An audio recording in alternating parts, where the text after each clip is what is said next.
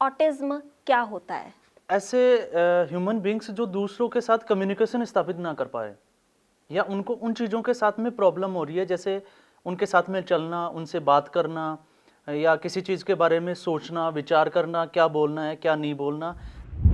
लेकिन आज तक साइंस इसको डिफाइन नहीं कर पाई कि इसका पर्टिकुलर कोज क्या है। कई बार प्रेगनेंसी ड्यूरिंग प्रेगनेंसी के जो टाइम है वहाँ होने वाली प्रॉब्लम्स की वजह से भी, कई बार जो है ये न्यूरॉन्स की वजह से भी हो जाता है। नमस्कार, D5 चैनल हिंदी देख रहे दर्शकों का मैं वंदना स्वागत करती हूं। आज हमारे साथ स्टूडियो में मौजूद हैं डॉक्टर कबीर। डॉक्टर कबीर, आपका बहुत बहुत स्वागत है हमारे इस प्रोग्राम में। आपका भी बहुत बहुत स्वागत और D5 के सभी दर्शकों का मेरी ओर से बहुत बहुत स्वागत। डॉक्टर कबीर, आजकल हम देख रहे हैं कि ऑटिज्म बहुत ज़्यादा फैल रहा है समाज में। तो आप देखो तो हर दूसरा बच्चा ऑटिज्म का शिकार हमें दिखाई देता है। ऐसे बच्चों को हम स्पेशल चाइल्ड भी कहते हैं। आज हम इसी विषय पे बातचीत करेंगे। ऑटिज्म क्या होता है? सबसे पहले हम बात करें ऑटिज्म की, तो ऑटिज्म क्या होता है अगर हम इसी को समझें तो ऑटिज्म को हम ऐसे समझ सकते हैं कि जैसे स्वायलीनता, या इसको हम कह सकते हैं कि ऐसे ह्यूमन बींग्स जो दूसरों के साथ कम्युनिकेशन स्थापित ना कर पाए या उनको उन चीज़ों के साथ में प्रॉब्लम हो रही है, जैसे उनके साथ में चलना, उनसे बात करना या किसी चीज़ के बारे में सोचना, विचार करना, क्या बोलना है क्या नहीं बोलना, तो ये सारी चीज़ें ऑटिज्म में चली जाती है। अब ऑटिज्म में अगर हम देखते हैं, जैसे अभी हमने बात की कि हर दूसरा या तीसरा बच्चा, तो ऐसा तो खैर हम नहीं कह सकते, लेकिन हम इसको ऐसे समझ सकते हैं कि इसका जो रेशियो है वो लगातार पिछले 10-15 साल में बढ़ता ही चला जा रहा है। जैसे पहले हम लोगों इसके लिए अवेयर भी नहीं थे, कि हमें पता भी नहीं था कि ऑटिज्म होता क्या है, लेकिन आजकल हम देखते हैं कि हर गली चौराहे पे हम देखते हैं कि उसमें पर्टिकुलर एक कॉलोनी है, उसमें 2-4 बच्चे ऐसे होते हैं जो स्पेशल चाइल्ड्स की कैटेगरी में आते हैं। हाँ, उनके अलग अलग प्रॉब्लम्स हो सकती है, बट हमारा जो मेन जिसकी हम बात कर रहे हैं मोटिव की, वो ये है कि हम उनको स्पेशल चाइल्ड भी कहें या ऑटिस्टिक बच्चे कह सकते हैं। तो ऑटिज्म क्या होता है, इसका मतलब यही होता है कि वो बच्चे जो अपने आप में बिजी हैं, चाहे तो वो चुप रहना पसंद करते हैं, चाहे वो ज़्यादा बोलना पसंद करते हैं, या इसको हम ऐसे भी समझ सकते हैं कि वो अपनी जो दिनचर्या है वो उनके हैबिचुअल होते हैं, कि जैसे पर्टिकुलर टाइम पे उन्होंने खाना खाना है, पर्टिकुलर टाइम में उन्होंने खेलना है, तो वो उनकी पर्टिकुलर जो एक्टिविटीज़ है वो हैबिट के अकॉर्डिंग सेट हो जाती है। फिर आप अगर उसमें बीच में इंटरफेयर करते हो तो वो आपको पसंद नहीं करेगा। कई बच्चों में हमने देखा कि वो एग्रेसिव है, तो एग्रेसिवनेस यहाँ पे एबीए या एडीएचडी को अगर हम समझें, जैसे आने वाले कुछ एपिसोड्स में हम इसको समझेंगे भी, और इसमें हम बच्चों की कैसे हेल्प कर सकते हैं, पेरेंट्स को हम क्या उसमें राय दे सकते हैं, तो उन चीज़ों के ऊपर भी बात करेंगे। तो ऑटिज्म क्या होता है, ऑटिज्म का मतलब ही यही है कि बच्चा जो है वो अपने आप में बिजी है, या जो समाज जिसको हम कहते हैं, वो सामाजिक जो जितने भी जो प्राणी ह्यूमन बींग्स हैं उनके साथ में वो चल नहीं पा रहे हैं, उनके साथ मैच नहीं कर रहे हैं, यही ऑटिज्म होता है। ऑटिज्म होता क्यों है?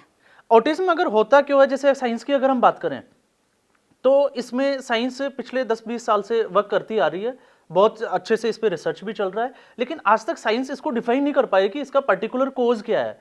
जैसे हम इसको अगर देखें तो कुछ जेनेटिक डिसऑर्डर्स भी हो सकते हैं, लेकिन साइंस ने जब इसमें रिसर्च किया, स्टडी की, तो ये बहुत माइनर सा ये प्रॉब्लम्स जो है वो निकल के आ रही है। तो हम ये नहीं कह सकते कि ये जेनेटिक डिसऑर्डर्स है। कई बार प्रेगनेंसी ड्यूरिंग प्रेगनेंसी के जो टाइम है वहाँ होने वाली प्रॉब्लम्स की वजह से भी, कई बार जो है ये न्यूरॉन्स की वजह से भी हो जाता है। तो यहाँ से हम समझ सकते हैं कि ऑटिज्म जो है वो क्यों होता है, इसका कारण क्या है। तो कारण में मैं ये नहीं कहूँगा कि पर्टिकुलर इसका एक कोई कारण होता है, चाहे वो आपका जेनेटिक डिसऑर्डर हो सकता है, चाहे वो न्यूरॉन्स में कुछ हो सकता है, हार्मोन इम्बैलेंस हो सकता है, या न्यूट्रिशंस की कमी हो सकती है। क्योंकि मैंने खुद मेरी रियल लाइफ में अगर हम बात करें तो ऐसे बच्चे भी देखे हैं जो 3 से 4 साल या 5 साल की उम्र तक वो बिल्कुल नॉर्मल बच्चों की तरह चलते हैं, पढ़ने लिखने में अच्छे होते हैं, अंडरस्टैंड भी अच्छे करते हैं, और अचानक से उनका मूड स्विंग करता है, उनमें कुछ चेंजेस आते हैं, और साल या 2 साल के बाद में जब उनकी स्क्रीनिंग की जाती है तो पता चलता है कि उनमें ऑटिज्म के कुछ सिम्टम्स आ रहे हैं। ये क्यों बढ़ क्यों रहा है? इसके बढ़ने के क्या कारण हो सकते हैं? बढ़ने के कारण अगर हम देखें तो जैसे इसको हम ऐसे भी ले सकते हैं कि एनवायरनमेंट, क्लाइमेट चेंज हो रहा है, वो भी हम ले सकते हैं। अगर हम इसको साइंस की अगर हम बात करें, रिसर्च की अगर स्टडी करें, तो इसमें एक रीज़न ये भी बन सकता है कि जो लोग जो हैं वो लेट एज में शादी करते हैं, कुछ जो है वो अर्ली एज में कर जाते हैं, तो कई बार जो है वो बढ़ती हुई उम्र के साथ जैसे 40 या 45 साल के बाद में अगर वो शादी करते हैं और फिर बच्चे जो पैदा होते हैं तो कई बार उनमें भी ये सिम्टम्स आते हैं। कई बार जो है वो ड्यूरिंग प्रेगनेंसी कुछ ट्रीटमेंट उनका गलत हो जाता है या बच्चे का जो पोषण है वो सही नहीं होता, तो वहाँ से भी कुछ सिम्टम्स निकल के आते हैं। तो पर्टिकुलर तो हम नहीं कह सकते कि ये होता कैसे है। इसके क्या सिम्टम्स होते हैं, कैसे पता चलता है कि ये बच्चा इस टाइप का हो गया या ये स्पेशल चाइल्ड है? जैसे हम सिम्टम्स की बात करते हैं तो जैसे न्यूबॉर्न बेबी होता है, तो न्यूबॉर्न बेबी जो है वो लगभग 3 महीने के आसपास तक वो उसमें कोई ज़्यादातर जो सेंसरी जो पार्ट होता है उसके सेंसेस जो है वो ज़्यादा वर्क नहीं करते हैं, लेकिन 3 महीने के बाद में उसके सेंसेस जो है वो वर्क करना स्टार्ट कर देते हैं। जैसे 3 से 6 महीने में, 6 से 9 महीने में, 9 से 15 महीने के बीच में उसमें क्या क्या चेंजेज आए। जैसे 3 से 6 महीने की बात करें तो बच्चा जो है वो इशारे समझने लग जाता है। 6 से 9 महीने की अगर हम बात करें तो बिटवीन इस ड्यूरेशन में जो बच्चा जो है वो लाइक कुछ आवाज़ों को जो है वो समझना स्टार्ट कर देता है, अंडरस्टैंड। जैसे कि हम किसी 6 से 9 महीने के बच्चे को अगर हम कुछ आवाज़ लगाएंगे या उसके ऑडिटरी सिस्टम से कुछ साउंड्स अगर गिरती है तो वो उस तरफ मूव करता है, देखने की कोशिश करता है। उसके बाद में वो इशारों में समझने लग जाता है, रोना हंसना इन चीज़ों में समझने लग जाता है, और फिर धीरे धीरे जो है वो साउंड्स के साथ में वो वर्ड्स बोलना भी स्टार्ट कर देता है। तो ये एक नॉर्मल बच्चे का वो हो गया कि ये जो नॉर्मल बच्चा है वो 3 से 6 महीने में ये चीज़ें होगी, 6 से 9 में कुछ 15-20 दिन या 1 महीने का ये लेट हो जाता है। कई बच्चों में जो है वो जल्दी भी हो जाता है। लेकिन एक ऐसा बच्चा जो 6 महीने का हो गया, 9 महीने का हो गया, 12 महीने का हो गया, लेकिन वो कुछ रेस्पॉन्ड नहीं करता। जैसे अक्सर हम देखते हैं कि बच्चा जो है वो भूख लगती है रोता है, लेकिन एक जो बच्चा है उसको भूख लग रही है लेकिन वो नहीं रो रहा है, तो इसमें उसके जो इमोशंस है वो बिल्ड नहीं हो पा रहे हैं। किसी बच्चे को मम्मी पापा कुछ बोलते हैं तो वो रिस्पॉन्ड नहीं करता क्योंकि वो वहाँ पे भी उन चीज़ों को नहीं समझता। तो ये छोटे बच्चों में जो 2 साल से नीचे के जो उम्र के जो बच्चे होते हैं उनको हम समझ सकते हैं कि उनमें ये जो चीज़ें हैं ये सिम्टम्स कैसे कैसे आते हैं।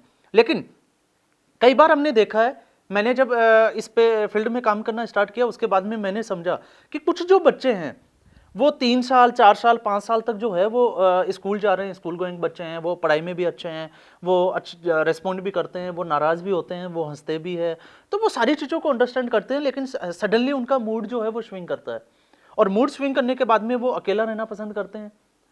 आप उनको कुछ बोलोगे, जैसे एक बच्चा जो है लाइक वो फैन की तरफ देख रहा है, टीवी की तरफ देख रहा है, या पर्टिकुलर अपने टॉयज़ की, क्योंकि ज़्यादातर जो बच्चे हैं ये अपनी चीज़ों को दूसरे को साथ में शेयर नहीं करते हैं क्योंकि इनको दूसरा का इंटरफेयर पसंद नहीं होता। एक बच्चा अपने टॉय के साथ खेल रहा है तो उसको वही टॉय पसंद होता है, वो उसी के साथ खेलेगा।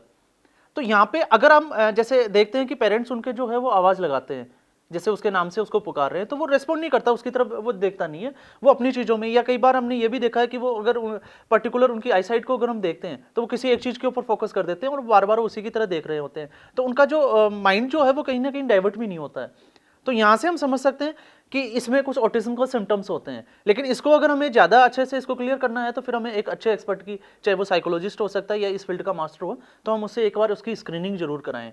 कुछ बच्चों में अगर हम देखें तो जो बच्चे हैं वो छोटी छोटी बात में चिड़चिड़े हो जाते हैं, और चिड़चिड़े होने के बाद में इन बच्चों में अक्सर हमने देखा है कि वो दूसरों को हिट करने की बजाय, जैसे एक नॉर्मल जब बच्चा नाराज होता है, जैसे ब्रदर सिस्टर खेल रहे हैं और बच्चे खेलते खेलते वो लड़ने लग जाते हैं, तो वो एक दूसरे को हिट करते हैं। बट यहाँ पे थोड़ा सा रिवर्स में उल्टा हो जाता है, और होता क्या है कि जो बच्चा है वो दूसरों को हिट करने के बजाय वो अपने ईयर्स को या अपने यहाँ पे चिक्स के ऊपर, गाल के ऊपर वो खुद ही हिट करने लग जाता है। तो यहाँ से भी हम थोड़ा सा समझ सकते हैं कि इसमें ऑटिज्म के सिम्टम्स हो सकते हैं। तो ऑटिज्म के सिम्टम्स अगर हम देखें, जैसे सीपी है, सीपी को अगर हम समझते हैं सेरेब्रल पाल्सी में, तो वहाँ पे इसके अलग होंगे, एडीएचडी और एबीए में अलग होंगे, मॉडरेट जो होंगे वो अलग होंगे। हाँ, इसमें हम माइल्ड को और एड ऑन कर सकते हैं। माइल्ड की अगर हम बात करें तो माइल्ड जो बच्चे होते हैं वो जिसको हम कहते हैं कि लेट रिस्पॉन्ड करते हैं, उनका जो ब्रेन है वो एज से बहुत पीछे रह जाता है। एक बच्चा 10 साल का है लेकिन उसका ब्रेन जो है वो 2 साल के बच्चे जितना डेवलप हुआ है, तो उन बच्चों को हम माइल्ड की कैटेगरी में रखते हैं। तो माइल्ड का मतलब वो रिस्पॉन्ड नहीं करेंगे, उनकी याददाश्त कमजोर रहेगी, वो पढ़ाई लिखाई में बहुत कमजोर होंगे, वो अगर आप किसी उसको बच्चे को पार्टी में देखोगे तो वो दूसरे बच्चों के साथ खेलना पसंद नहीं करेंगे, वो अपने पेरेंट्स के साथ चिपके रहेंगे। या कई बार ये भी देखा है कि वो किसी को पसंद भी नहीं करते हैं उनके साथ में रहना। कुछ बच्चे जो होते हैं वो खेलना ही पसंद करते हैं, तो फिर वो चुप नहीं रह सकते। तो यहाँ पे अलग अलग चीज़ें हो जाती है। तो ऑटिज्म के अगर हम सिम्टम्स की बात करें तो यहाँ पे सबसे अच्छा यही है कि अगर हमें लगता है कि बच्चे में कुछ एबनॉर्मलिटी आ रही है तो हम उसको अच्छे डॉक्टर को दिखाएं, अच्छे एक्सपर्ट को दिखाएं और एक बार उसकी स्क्रीनिंग जरूर कराएं। क्या ऑटिज्म पूरी तरह से ठीक हो सकता है? अगर हम इस क्वेश्चन की बात करें कि ऑटिज्म पूरी तरह से ठीक हो सकता है, तो चाहे हम यूएसए की कुछ एजेंसीज है, कुछ ऑर्गेनाइजेशन है, जैसे एएपी की अगर हम बात करें, तो वो भी इसमें काफ़ी समय से वर्क कर रही है। तो यहाँ पे ऑटिज्म के जो बच्चे हैं, अगर उनको हम देखें, तो ये हम ये नहीं कह सकते कि ये पूरी तरीके से या 100% क्योर हो सकते हैं, लेकिन कुछ परसेंटेज इनके चांसेस होते हैं कि हम वहाँ पे सही तरीके से अगर वर्क करें, तो इनको 30%, 40% या 50% तक कवर कर सकते हैं, ताकि वो जो बच्चे हैं वो सोसाइटी में या सोशल हो सके, वो दूसरे लोगों के साथ थोड़ा जिसको कह सकते हैं कि उनका नेचर ऐसा हो जाए कि वो दूसरों के साथ में वो एडजस्ट कर सके। तो यहाँ पे इतना हम कर सकते हैं। बाकी अगर हम देखें तो कुछ बच्चों में मैंने ये भी देखा है कि वो पढ़ने लिखने भी लग जाते हैं।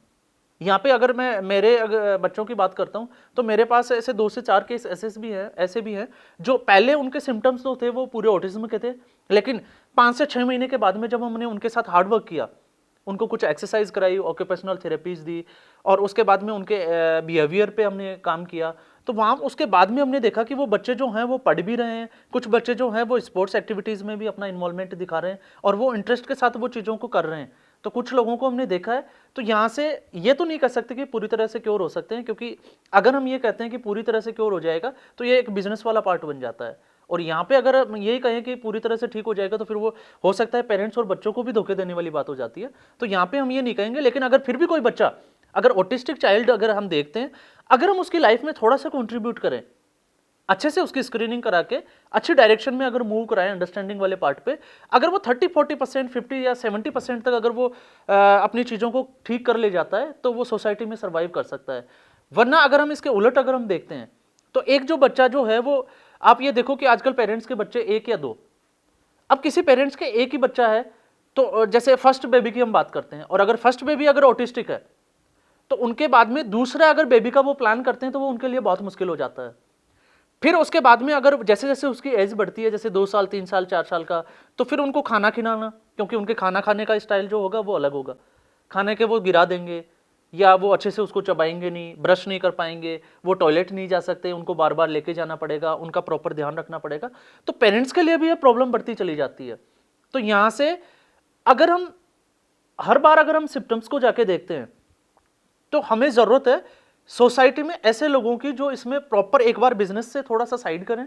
ऐसे बच्चों के साथ में मैं तो यही बोलूँगा कि बिजनेस वाले पार्ट पे काम ही ना करें और बिजनेस को थोड़ा सा साइड में रखें। इन बच्चों के साथ में ऐसा वर्क करें, इनके साथ लाइक ऐसा ट्रीट करें कि ये कुछ चेंजेस दिखने लगे इनमें, और उन चेंजेस के साथ वो सोसाइटी में सर्वाइव कर सके। मतलब ये कि बच्चा सोसाइटी में सरवाइव करने लायक बन सकता है जी। ऐसे में आप पेरेंट्स को क्या सलाह देना चाहेंगे? जैसे अगर पेरेंट्स को हम एडवाइजरी की बात करें कि पेरेंट्स के लिए हम क्या कर सकते हैं, तो पेरेंट्स को सबसे पहले उस बच्चे को अंडरस्टैंड करना पड़ेगा, क्योंकि आज अगर इंडिया में हम बात करें पॉपुलेशन ज़्यादा है, और इस पॉपुलेशन के साथ में जो मेजर प्रॉब्लम है उसको हम 2 पार्ट में डिवाइड कर देते हैं, एक अर्बन पार्ट में, एक रूरल पे। अर्बन में ठीक है, आपके पास फैसिलिटीज़ है, आप अच्छे पढ़े लिखे हो, आप उन चीज़ों को अंडरस्टैंड करते हो, आपके डॉक्टर्स अच्छे से अवेलेबल हो जाते हैं और अच्छे डॉक्टर्स भी अवेलेबल हो जाते हैं। लेकिन अगर हम इसको रिमोट एरिया में चले जाएं, ग्रामीण एरिया में जाते हैं, तो उस इलाके में जो पेरेंट्स है वो ज़्यादा पढ़े लिखे नहीं है, और जब पढ़े लिखे नहीं है तो वो बच्चों को अलग अलग कैटेगरी से, या उनका जो सोचने का तरीका है वो भी अलग हो जाता है। जैसे ग्रामीण इलाके में अगर कोई बच्चा ऑटिस्टिक है, उसके सिम्टम्स है, तो बच्चे को वो लगता है, पेरेंट्स को लगता है कि बच्चा जो है वो शैतानी कर रहा है, तो या तो वो उसकी पिटाई करेंगे या उसको डांटेंगे, वो डांट के उसको बिठा देंगे और हो सकता है बच्चा बैठ भी जाए। लेकिन यहाँ पे पेरेंट्स के साथ प्रॉब्लम ये है कि वहाँ वो उन चीज़ों को अंडरस्टैंड नहीं कर पा रहे, इसलिए उनकी प्रॉब्लम्स जो है वो लगातार बढ़ती चली जा रही है। अगर वो उस प्रॉब्लम को अंडरस्टैंड कर जाएं तो वो अच्छे कर सकते हैं। इसलिए एक इनकी अवेयरनेस पे वर्क करें। कभी भी कोई बच्चा जो है, अगर उसमें कोई एक्टिविटीज़ में हम देखते हैं कि ये डेली रूटीन से थोड़ा सा साइड में जा रहा है, तो उसको नज़रअंदाज कभी नहीं करना चाहिए, उसको समझना चाहिए। तीसरा जो पार्ट है वो है, कभी भी उनके साथ में स्ट्रिक्टली बिहेव नहीं करना चाहिए, उनके साथ में हमेशा पोलाइटली, जिसको हम कहते हैं प्यार के साथ, उनको ट्रीट करना चाहिए अगर ऐसी प्रॉब्लम्स है, क्योंकि ऐसी प्रॉब्लम्स होना कोई बहुत बड़ी बात नहीं होती। और बच्चे के लिए तो हम कह ही नहीं सकते, क्योंकि उसका दिमाग का वहाँ पे विचारों वाले पार्ट पे, वो मैच्योरिटी वाले पार्ट पे वो वर्क नहीं कर सकता। तो पेरेंट्स इन चीज़ों को अंडरस्टैंड कराएं, उनकी स्क्रीनिंग कराएं, और उसके बाद में आज हम देखते हैं कि हर डिस्ट्रिक्ट लेवल पे या हेडक्वार्टर पे जो है, ऐसे बच्चों के लिए स्पेशल स्कूल भी गवर्नमेंट जो है वो वर्क कर रही है, तो वहाँ पे स्पेशल एजुकेटर को वो सर्विस ले सकते हैं।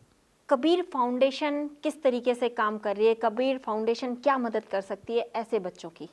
अगर हम हमारे फाउंडेशन की बात करें, कबीर फाउंडेशन की, तो पिछले 3 से 4 सालों से हमें इस फील्ड में वर्क कर रहे हैं और हमने सेपरेटली इसको बिजनेस वाले पार्ट पे नहीं लेके हमने इस पे एक चैरिटी का पार्ट स्टार्ट किया है कि हम ऑटिस्टिक बच्चों के लिए बिल्कुल विदाउट किसी एनी चार्जेस के हम उनको ऑक्यूपेशनल थेरेपीज अवेलेबल कराते हैं, उनकी प्रॉपर स्क्रीनिंग अवेलेबल कराते हैं, उनकी स्क्रीनिंग करते हैं, उसके साथ में उनको किस एक्सरसाइज की ज़रूरत होती है वो एक्सरसाइजेज वगैरह कराते हैं, उनको स्टाफ वगैरह अगर हम बात करें तो हम इसको ज़रूरत पड़ती है तो हम बाहर से भी इसके लिए डॉक्टर्स वगैरह की हम हेल्प लेते हैं, उनको इन्वाइट करते हैं, वो आते हैं और बच्चों के साथ वर्क करते हैं। तो यहाँ पे लोगों से मेरा आपके इस चैनल को सुनने वालों देखने वालों के लिए भी यही मैसेज है कि अगर हम सोसाइटी में ऐसे बच्चे देखते हैं या कुछ लोग जो हैं उनको ये होता है कि हम सोसाइटी के लिए कुछ करना चाहें या हमें कुछ अच्छा करना है, तो वो हम लोगों से जुड़ भी सकते हैं, वो आपसे कांटेक्ट कर सकते हैं, वो हमसे कांटेक्ट कर सकते हैं और इस फील्ड में हम आगे अच्छा क्या कर सकते हैं उनमें एक्टिविटीज़ में हम पार्टिसिपेट कर सकते हैं। तो यहाँ पे हमारा जो फाउंडेशन है वो फुली फ्री जो है वो एज ए चैरिटी इन बच्चों के साथ वर्क करता है। डॉक्टर कबीर, आप समाज के लिए बहुत ही अच्छा काम कर रहे हैं। आप यहाँ आए, आपका बहुत बहुत धन्यवाद। आपका भी बहुत बहुत धन्यवाद और श्रोताओं का और देखने वालों का भी मेरी ओर से बहुत बहुत धन्यवाद। ऐसे ही और विषय लेकर हम आपके सामने आते रहेंगे। जुड़े रहिए D5 चैनल हिंदी के साथ। अगले एपिसोड में आपसे फिर मुलाकात होगी। तब तक के लिए नमस्कार। ज्योतिष कोई टोना टोटका नहीं है, एक विद्या। जोशी है कोई जादूगर नहीं है, आपका अच्छा सलाहकार। कैसे कर सकते हैं आप अपनी समस्याओं का हल इस विद्या को जानकर? ये कोई ब्रह्म नहीं, एक साइंस। आपके ग्रहों में छिपा है आप ही की समस्याओं का हल।